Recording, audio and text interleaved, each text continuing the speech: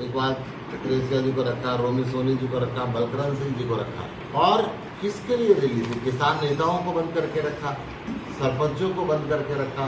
क्या सिर्फ पुलिस के जवानों को बैठा के गृह मंत्री जी का भाषण सुनाना था? इतनी टाइट सिक्योरिटी के बीच के अंदर 5000 कुर्सियाँ उन्होंने लगाई थी और 3:30 बजे तक उस पर 150 आदमी को मिली। फिर अचानक ऑर्डर किया जाता है, चलो सिविल ड्रेस में जो जवान है वही लड़ जाए। कल सिरसा के लोगों ने, आम आदमी पार्टी ने 5 सवाल गृह मंत्री से पूछे। पहला सवाल था परिवार पहचान पत्र में जो गलतियां हैं ये जानबूझ के की गई है या इनको कब तक ठीक किया जाएगा। दूसरा सवाल था सिरसा नगर परिषद के अंदर जो 42% का कमीशन मांगा जाता है, जो पूरा भ्रष्टाचार, उस पर कब तक रोक लगेगी? बीजेपी नेताओं के द्वारा मांगा जाता है। तीसरा सवाल था जो property ID, new dues certificate के नाम पे, एनडीसी के नाम पर भ्रष्टाचार है। सीएम फ्लाइंग रेड के अंदर करीब 1600 केस वहाँ पे पेंडिंग दिखे। वो ऐसी कंपनी ने ये ऐसा क्यों किया और ये कब तक ठीक किया जाएगा? क्या ऐसी कंपनी में मुख्यमंत्री कार्यालय से या मुख्यमंत्री जी साझेदार है या कोई नेता साझेदार है या केंद्र का कोई नेता साझेदार है? उस कंपनी पर अभी तक एक्शन क्यों नहीं लिया जा रहा? तहसीलों में जो भ्रष्टाचार बड़े स्तर पर फैला हुआ है उसको कब तक ठीक किया जाएगा? और अंतिम सवाल था नशे से जो प्रतिदिन युवकों की मौत हो रही है, सिरसा जिले में जो नशे का व्यापार हो रहा है उस पर कब तक रोक लगेगी? इन 5 सवालों में से एक सवाल का जवाब गृह मंत्री जी ने दिया कि नशा है, सिरसा के अंदर हम चिट्टे का नशा है।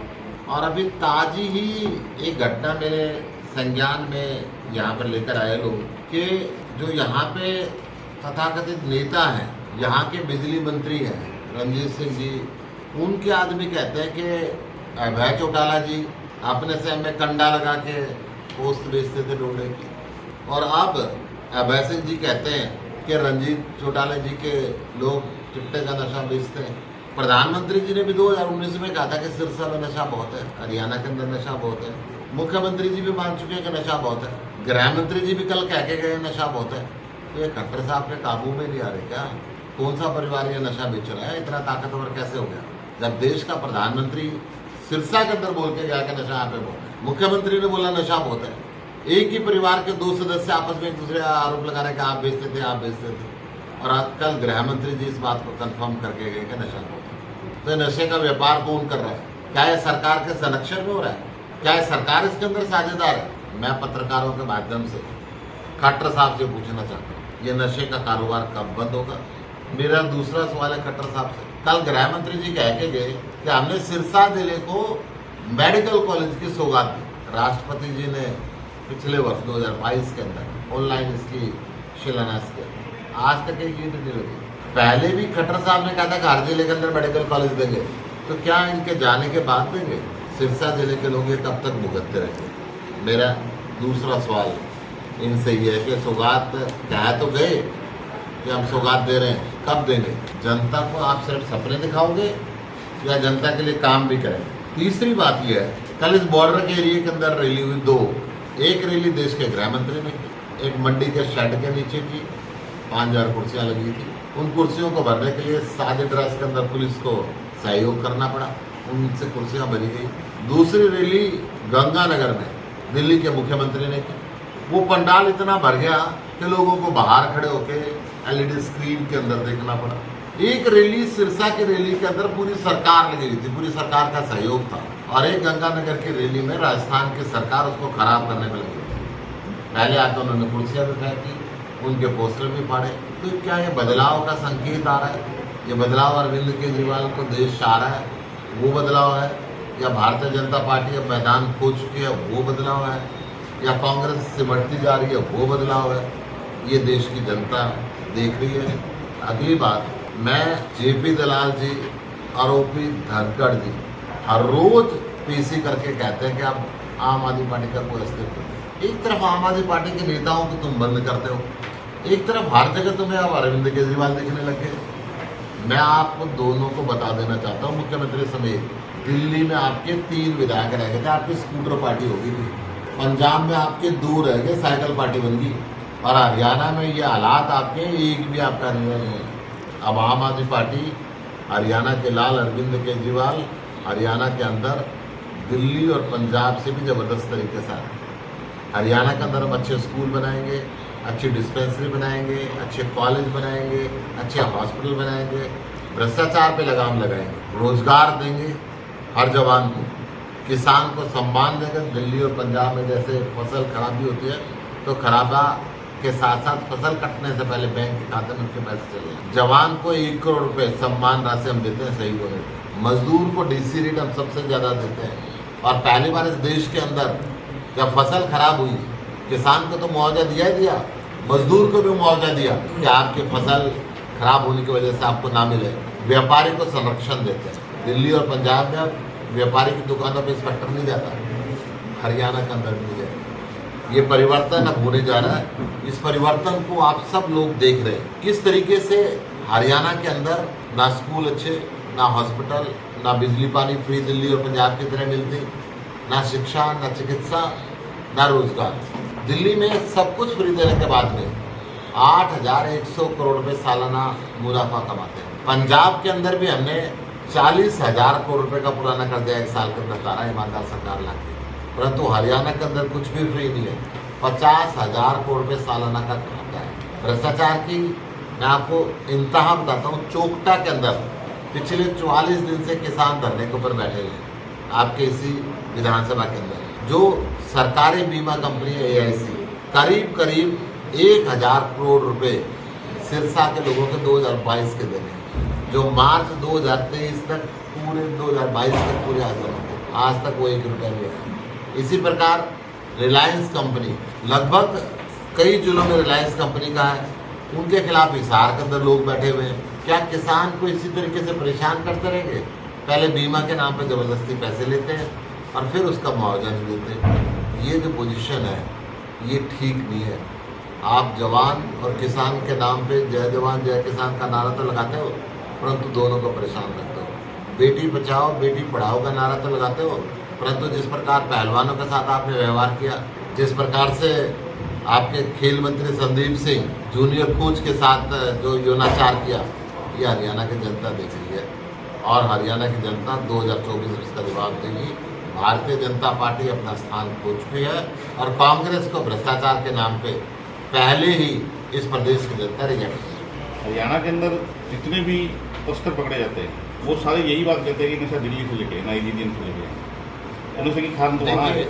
देखिए नशा गुजरात से आता है। नशा अडानी के बंदरगाह में पकड़ा जाता है, जो प्रधानमंत्री जी के मित्र है। आज तक उनके खिलाफ तो कार्रवाई नहीं हुई। और दिल्ली के अंदर भी दिल्ली पुलिस सीधी गृह मंत्री के अंदर है। गृह मंत्री जी कल यहाँ पे आए थे। अगर दिल्ली के अंदर भी कहीं आ रहा है तो पुलिस या तो दिल्ली सरकार के अंदर थे। मैं कहता हूँ कि नशा किस रास्ते से आ रहा है, कहाँ आ रहा है। परंतु आज पहले पंजाब उड़ता हुआ पंजाब हुआ करता, भगवंत मान के सरकार आई, नशे पे कंट्रोल पा लिया गया, परंतु आज उड़ता हुआ हरियाणा है। 2019 के अंदर सिरसा की धरती से प्रधानमंत्री कह के गए थे कि यहाँ पे नशा बिक रहा है। आज उस बात को कंफर्म गृह मंत्री करके गए। क्या करते रहे खट्टर साहब? जाने के बाद कुछ करेंगे? या ये जो चौटाला परिवार एक दूसरे पर आरोप लगा रहा है, क्या ये नशे का कारोबार करते हैं और इनकी साझे की सरकार होने की वजह से सरकार के संरक्षण के अंदर ही नशा पनप रहा है? ये विचार नहीं है बात। अगर आपकी सरकार हरियाणा में आ जाती है तो आप ऐसा कौन सा तरीका अडॉप्ट करेंगे कि सिरसा जिला में नशा को ख़त्म कर दिया जाएगा? पंजाब के अंदर नशा बहुत फल फूल रहा था, फिल्में भी बनती तो उड़ता पंजाब। 1 साल के अंदर भगवंत मान के सरकार आई, पंजाब में नशा बंद कर। मैं सिरसा जिला की बात करता हूँ। सिरसा जिला के लिए आप कौन सा तरीका अडॉप्ट करेंगे? सिरसा जिला पहले तो नशे का कारोबार करने वालों को अंदर करेंगे, वो कोई हो और कितना भी ताकतवर व्यक्ति हो। आम आदमी पार्टी की सरकार उससे डरेगी नहीं। आम आदमी पार्टी की सरकार का अपना एग्जाम्पल देखा कि हमारे मंत्री भी अगर गलत काम करते हैं सबसे पहले मुंह उनको अंदर देते हैं, परंतु इनके मंत्री तो किसानों पर गाड़ी चढ़ा देते हैं, उनके खिलाफ कार्रवाई नहीं लेते। इनके सांसद बहन बेटियों के साथ यौनाचार करते हैं, देश की नामचीन पहलवानियों के साथ यौनाचार करते हैं, उनके खिलाफ कार्रवाई नहीं लेते। इनके मंत्री जूनियर कोच के साथ यौनाचार करते हैं, उनके खिलाफ कार्रवाई नहीं करते। और अब तो एक ही परिवार जो सत्ता के अंदर मंत्री है, उसी परिवार का दूसरा सदस्य है, जब आपस में अनबन नहीं होते ना, कहते हैं घर का भेदी लंका डाहे, घर के भेदी भेद खोल रहे हैं कि भाई नशे का कारोबार ये भी क्या करता है और नशे का कारोबार ये भी कर रहा है। तो लगाम मुख्यमंत्री को लगा दी तो आपने आपकी बात की शुरुआत जो की वो इस बात से की कि कल जो अमित शाह की रैली थी उसमें किसानों को भी गिरफ्तार किया गया और आपके कार्यकर्ताओं को गिरफ्तार किया गया। जी। तो क्या आप वो मानते हैं वो एक अनकॉन्स्टिट्यूशनल वे था और क्या कॉन्स्टिट्यूशन में ऐसा कोई प्रोविजन नहीं है कि न्यूसेंस रोका जाए? आप इसको न्यूसेंस मानते हैं? जब इनका सवाल था कि नशा फैल रहा है, ये पूछना चाहते थे, इन्होंने 5 सवाल पूछे, गृह मंत्री जी 1 सवाल का जवाब देके गए और वो भी ये नहीं देखे गए कि नशा उन्होंने कहा 1 साल में बंद करेंगे। 1 साल में इनकी सरकार ही नहीं रहने वाली, बंद कैसे करेंगे? अगर देश के लोकतंत्र के अंदर सवाल पूछने का भी अधिकार नहीं है तो फिर लोकतंत्र का फायदा नहीं है। गृह मंत्री जी अगर जवाब देने लगे थे तो 5 सवालों का जवाब देके जाते। तो फिर आप क्या रिमेडी लेंगे इसके लिए जो कल अरेस्ट किए गए हैं? रेमेडी तो 2024 में जनता देगी, इनके जूत मार मार के। नहीं, आप कह रहे हैं कि सबको गिरफ्तार, जैसे किसानों को और इन सबको गिरफ्तार कर, लेकिन उसके बावजूद भी वहाँ पे रस तो ठीक ठाक था। 5000 कुर्सी लगाए थे देश के गृह मंत्री के लिए। 4 बजे का गृह मंत्री जी का बोलने का टाइम था, 3:15 बजे तक 150 कुर्सी भरी हुई थी। उसके बाद लोकल पुलिस को बिना ड्रेस के बोला गया कुर्सियों में बैठो और वो बैठे। 22,500 का वो आंकड़ा बता रहे हैं कि 22,500 लोग। कुर्सियां तो मैं फोटो दिलाता हूँ, गिनवा देता हूँ अभी आपको। खट्टर साहब ने ट्वीट किया है, उस पर कुर्सी गिनी जा सकती है, एक भी आदमी खड़ा हुआ नहीं है। सांसद महोदय, एक बात बताइए, आप भी जैसे बीजेपी कई राज्यों में चुनाव लड़ती है प्रधानमंत्री के चेहरे पे, आप भी क्या अरविंद केजरीवाल के चेहरे पे हरियाणा में चुनाव लड़ेंगे या अपना कोई सीएम फेस करेंगे? ये तो वक्त बताएगा, परंतु अरविंद केजरीवाल हमारे नेता है। अरविंद केजरीवाल एक व्यक्ति की एक विचारधारा है जो इस देश के केंद्र बिंदु के अंदर शिक्षा को लेकर आए, चिकित्सा को लेकर आए, बिजली को लेकर आए, पानी को लेकर आए। अभी तक ये परंपरागत पार्टियां जाति और धर्म की राजनीति करती थी। जब चुनाव आता था तो अमेरिका की बात करते थे, पाकिस्तान की बात करते थे। ये नहीं देखती थी कि इलाहाबाद के फलाना गांव में क्या हो रहा है, चोपटा के अंदर क्या हो रहा है, बॉर्डर के गाँव के अंदर क्या हो रहा है। गाँव का किसान 60 साल पहले जिस हालत के अंदर रहता था, आज भी उसी हालत के अंदर रह रहा है। उल्टा बदतर हालत हो गई है, कर्ज बोझ का नीचे दबता जा रहा है।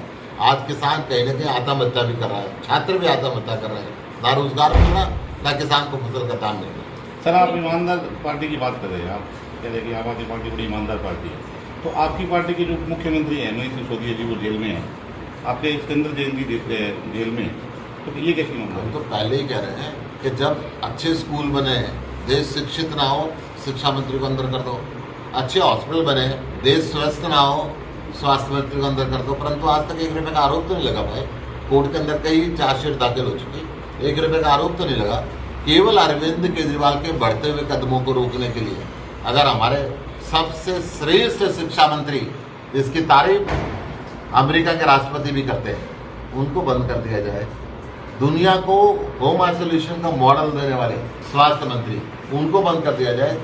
बंद एक को करेंगे, 1000 मनीष सिसोदिया का काम करेंगे। क्या एक राजनीतिक पार्टी के हाथ में होता है कि किसी भी आदमी को बंद कर दे? कोर्टे कर ही रहा है जी। कोर्ट नहीं सुनिए, ईडी का कानून ऐसा है, इसके अंदर कोर्ट भी को खास नहीं कर पाते। ईडी का कानून ऐसा है और बाकी सारे कानूनों से लोग बरी हो जाते हैं। आज पूरे देश के अंदर जितनी भी विपक्षी पार्टियां हैं, उनके ऊपर ईडी का काम चल रहा है और इनके मित्र अडानी जैसे परिवार पूरे देश में जो मर्जी करें, उनका कुछ नहीं होता। आपने भ्रष्टाचार को लेकर भी जनता पर ये बात कही थी और न्यायपालिका पर विश्वास नहीं करते हुए आपने कहा कि जनता जवाब देगी और न्यायपालिका से रेमेडी की बात अभी भी आपने नहीं देखी। देखिए, न्यायपालिका को भारतीय जनता पार्टी मानती ही नहीं। देश के संविधान के अंदर लिखा हुआ है, चुनी हुई सरकार अपने अफसरों को कंट्रोल करेगी। इन्होंने नहीं माना दिल्ली के अंदर।